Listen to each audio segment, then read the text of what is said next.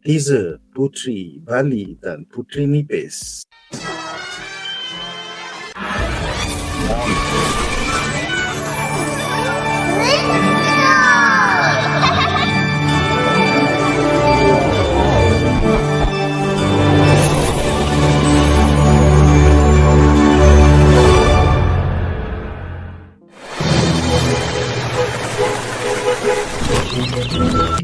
Dengan filem Puteri ni sejak 2019 lagi, sebelum COVID, dah ada 5 teaser, one for each Puteri, and I have to say the most recent ni yang Puteri Bali dan Puteri Nipis, kau nampak capability Les Copa has grown by leaps and bounds, tapi tak ada announcement date lagi.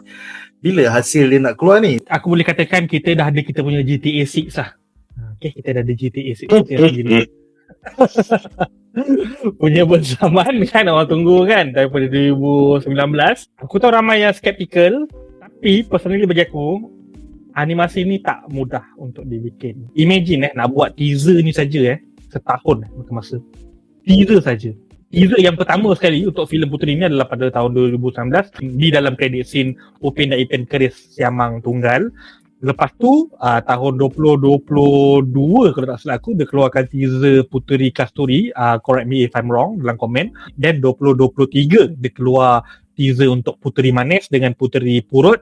Lepas tu baru keluar yang last tu, iaitu Puteri Bali dan juga Puteri Nipis. Bagi aku Les Copa ni dia dah ke tahap yang sangat-sangat tinggi lah dalam membuat filem berbentuk epik fantasi cerita-cerita rakyat.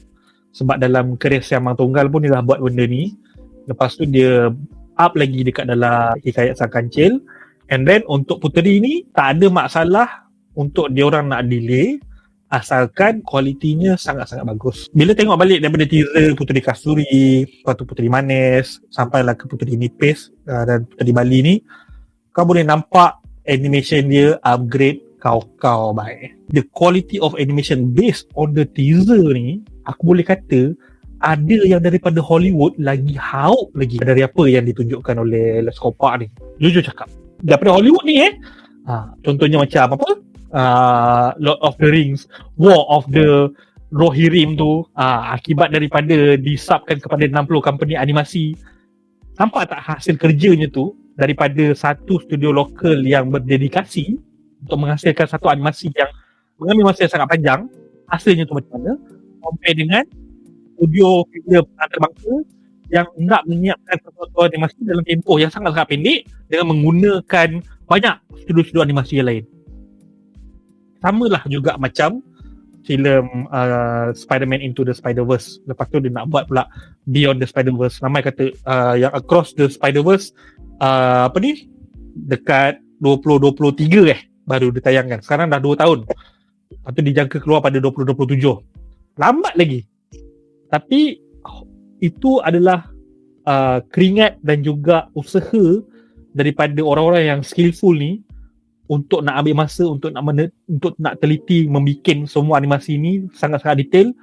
Untuk apa? Untuk bagi kita kepuasan, dan supaya nanti kita ni yang dok komplain tiket wayang mahal RM21, RM25 kan, at least rasa berbaloi untuk menonton filem yang mempunyai kualiti yang sangat tinggi. So daripada apa yang aku tonton, the teaser Puteri Bali dan juga lepas tu kita ni dia mengamalkan satu memberi message tentang body positif tau. Melalui watak Puteri Bali.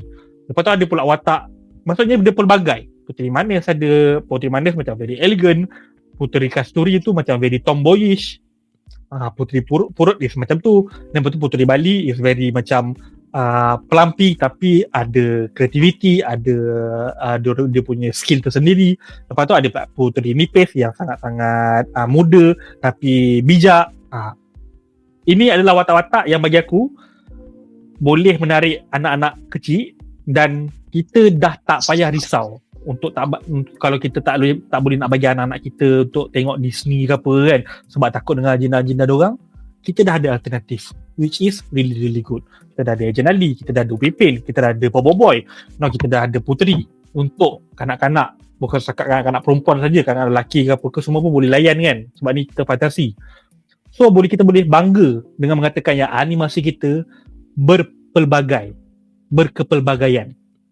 Lepas ni apa lagi? Terus kalau kata Malaysia, kau tak payahlah nak bagi dana dekat filem-filem yang bukan live action ke apa, ke bagi dana pada pembikin-pembikin animasi je. Diorang lagi kreatif. Dia cakap.